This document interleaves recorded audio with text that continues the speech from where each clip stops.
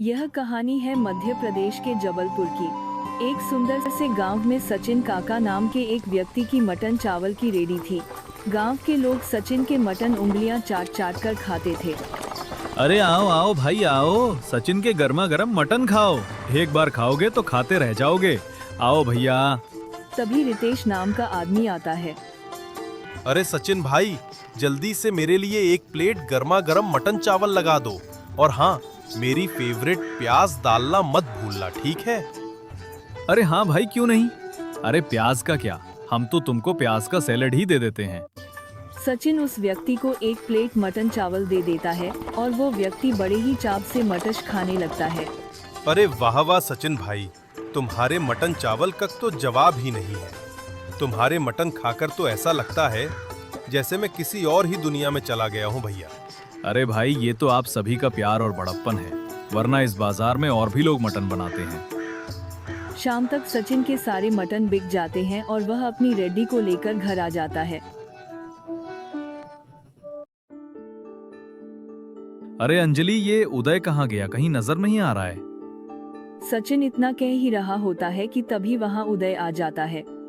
लो, शैतान का नाम लिया और शैतान हाजिर। क्यों रे उदय, कहाँ था तू इतनी देर से? ये कोई टाइम है घर आने का? अरे मेरी प्यारी माँ, इतना चिंता मेरी काहे करती हो? अब मैं कोई छोटा बच्चा थोड़ी हूँ जो तुमसे पूछकर घर से बाहर जाऊँ और तुम्हारे कहने पे घर के अंदर आऊँ। उदय, ये कोई तरीका है अपनी माँ से बात करने का? अंजलि, ये सब तुम्हारा ही किया धरा है। अगर तुम इसे सर पर ना चढ़ाती तो आज ये ऐसा ना होता। पिताजी, मेरे सारे दोस्तों के पास मोबाइल है, आप मुझे भी मोबाइल दिलाओ, नहीं तो मैं घर छोड़ के चला जाऊंगा। अरे पिछले महीने ही तो तुझे साइकिल दिलाया था और अब तुझे मोबाइल चाहिए? दिन भर बस अपने आवारा दोस्तों के साथ घूमता रहता है। अरे कभी मेरे साथ मेरे काम में हाथ भी बटा लिया कर। क्या वो फुटपाथ पे मैं मटन बेचूं? ऐसा हरगिज नहीं हो सकता। और हाँ पिताजी, आप मुझे अगर मोबाइल नहीं दिलाओगे तो मैं घर छोड़ के चला जाऊंगा। निकल जा मेरे घर से। और हाँ, दोबारा इस घर में कदम मत रखना, नहीं तो तुझे पंखे से लटका कर मारूंगा। सचिन की यह बात सुनकर उदय गुस्से में घर से निकल जाता है।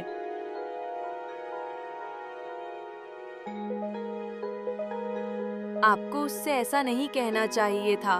वो इतनी रात को कहाँ जाएगा? जब रात को फुटपाथ पर सोएगा ना, तब खुद ब खुद अकल ठिकाने आ जाएगी। अंजलि, मैं उसकी रग रग से वाकिफ हूँ, तुम बिल्कुल भी चिंता मत करो। वह नालायक जल्दी ही घर आ जाएगा। इतनी रात में मैं कहाँ जाऊंगा? अगर कोई भूत ने मुझे पकड़ लिया तो मैं तो अपने पेट में ही गिल्ली कर लूंगा। उदय रास्ते से जा ही रहा होता है, तभी एक कुत्ता उसके पीछे पड़ जाता है। अरे मम्मी, कोई बचाओ! अरे बाप रे, मेरे पीछे तो कुत्ता पड़ गया। मेरे पीछे ये कुत्ता कहाँ से आ गया? मुझे इस कुत्ते से बचाओ, नहीं तो ये मुझे काट लेगा। उदय भागते भागते अपने घर पहुंच जाता है। माँ, पिताजी, जल्दी दरवाजा खोलो। उदय की आवाज सुनकर अंजलि और सचिन आते हैं। अरे क्या हुआ उदय, तू इतना हाफ क्यों रहा है? आखिर बात क्या है? अरे माँ, मेरे पीछे एक पागल कुत्ता पड़ गया, मुझे जल्दी से घर के अंदर छुपा लो, वरना वो मुझे काट लेगा। हम तुझे घर के अंदर तभी आने देंगे जब तू मेरे साथ मेरे काम में हाथ बटाएगा। हाँ ठीक है पिताजी, मैं कल से आपके साथ मटन की रेडी लगाऊंगा और आपकी सारी बात भी मानूंगा। उदय की बात सुनकर सचिन बहुत ही ज्यादा खुश हो जाता है।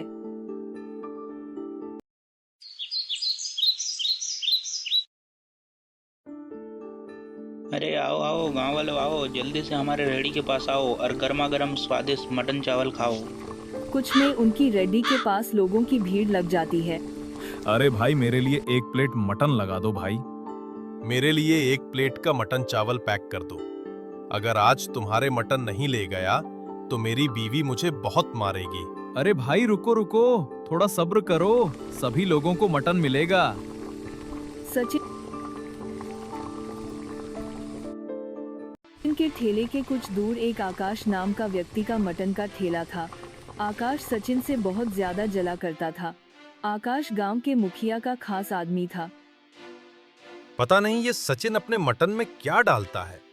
जब से इसने यहाँ मटन चावल की रेडी लगानी शुरू की है, तब से मेरा एक भी प्लेट मटन नहीं बिका। मुझे इसके बारे में मुखिया जी को बताना होगा। नहीं तो हमारा धंधा ठप हो जाएगा। फिर आकाश मुखिया के घर सचिन की शिकायत लेकर पहुंचता है।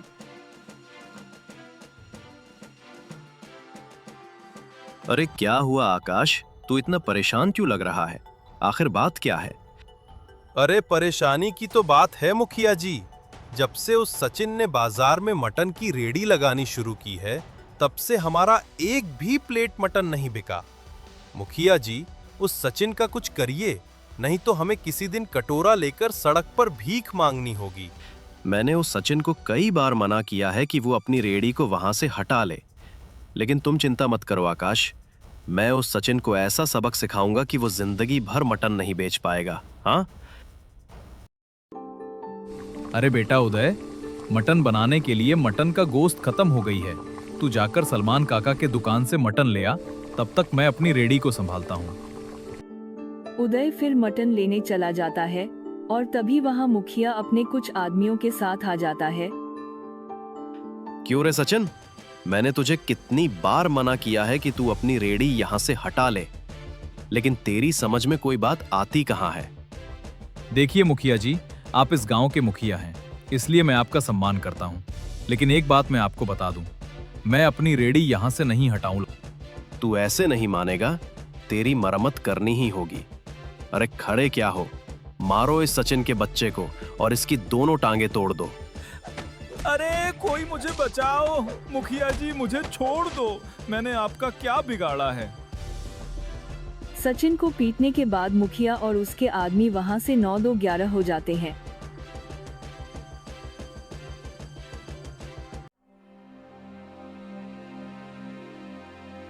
अरे पिताजी, आपको क्या हुआ और आप ये जमीन पर क्यों पड़े हो और आपकी हालत ऐसे कैसे हो गई?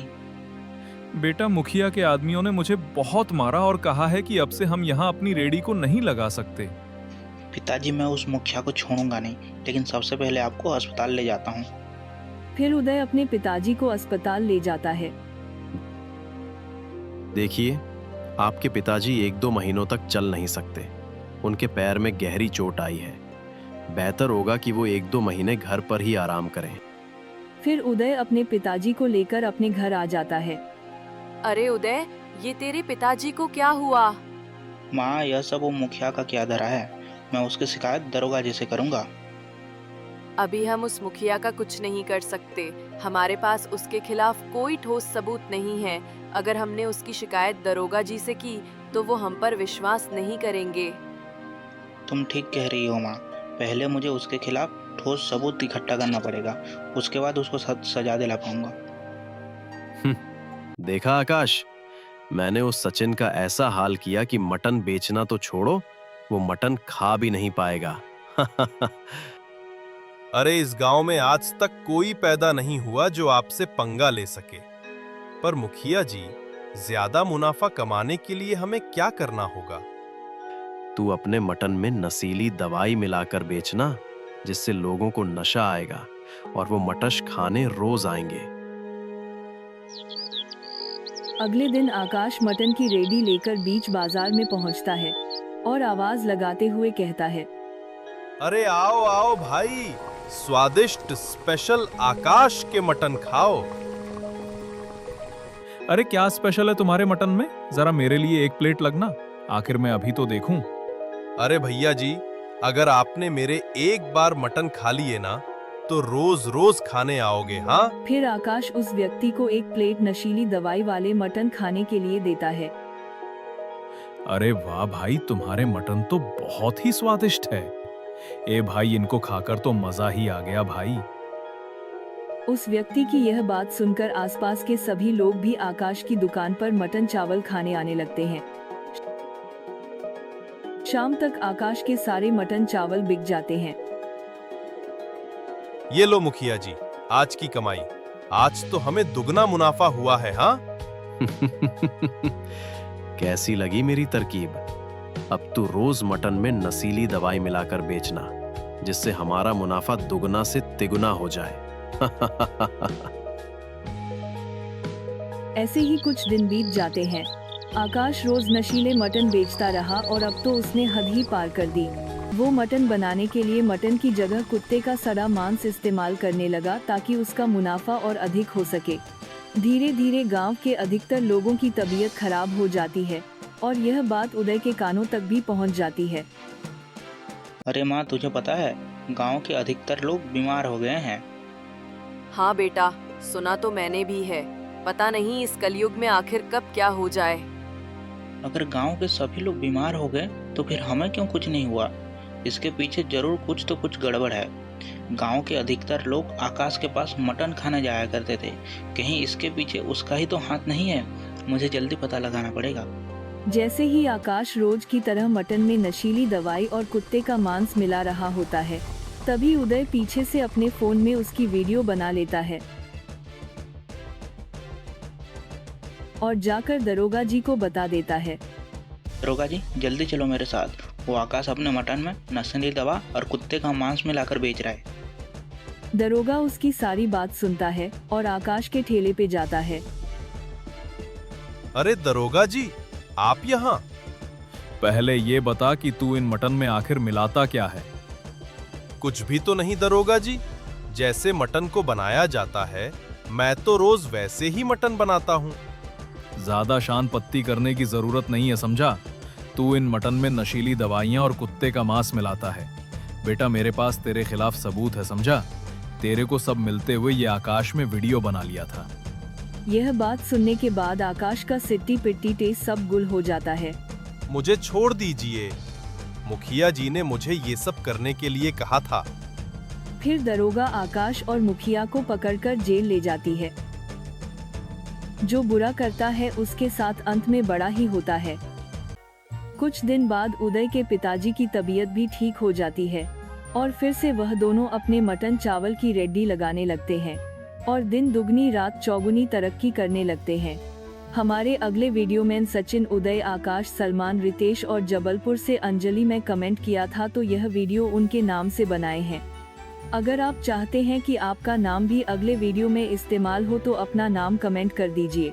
वीडियो आपको अच्छा लगा तो वीडियो को लाइक कर दीजिए और कमेंट में अपना एक प्यारा सा नाम जरूर लिख दीजिए।